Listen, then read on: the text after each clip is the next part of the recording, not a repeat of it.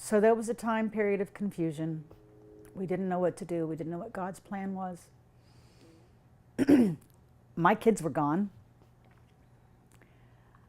I am a smoker, was a smoker most of my life. One of the things I had to quit doing at Mount Carmel was smoking cigarettes. And on a trip to town, one day a month for a doctor's appointment, I would smoke a half a pack of cigarettes, come back to Mount Carmel and not smoke for a month. Sometimes sneak in that half a pack that was left and sneak a cigarette, get caught, get yelled at, throw the rest away and not smoke again.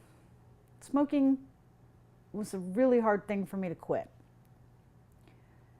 And I have to say, when I went to jail after all this, I smoked a cigarette.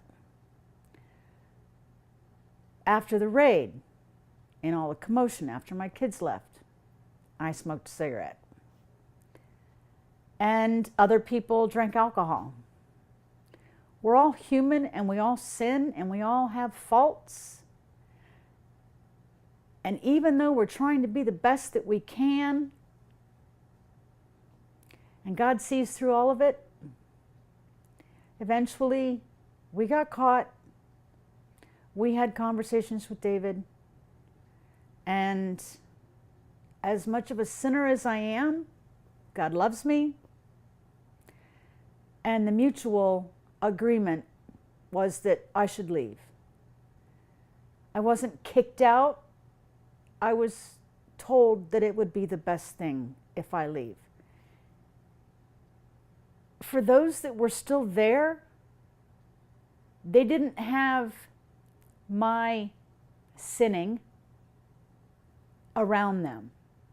So it helps others to take the sinner part out. That's part of it.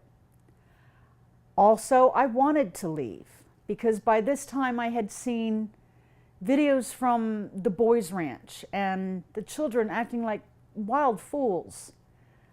Not being there with my children was hard, impossible even. I asked David multiple times, what was God going to do to keep my children safe? And verses were quoted to me that didn't alleviate my fears. It wasn't enough for me. I'm very judgmental of God. And part of my I want to leave reasoning was Bryan. Bryan turned 3 in that boys' ranch home. And Methodist Children's Home. And I wasn't there with him. I knew that my 3 oldest children had been picked up by my ex-husband. I heard stuff in the media and I figured it out. But I knew that my baby was there by himself. So when I had the conversation with David about my sinning, I wanted to leave. I wanted to go be with Bryan, and I explained that to David, and he understood that. He not only understood that, he felt that and agreed with my feelings. Because God may be their parent. I'm not their parent, but I'm their babysitter. So therefore, it's my responsibility to make sure they're okay. And I just didn't feel like Bryan would be okay. So David understood that and agreed with it. So I left for multiple reasons. But we planned it out. I talked to the negotiators. And then I left on March 13th and was immediately handcuffed with zip ties and thrown in the back of a tank and treated like a convict, a felon.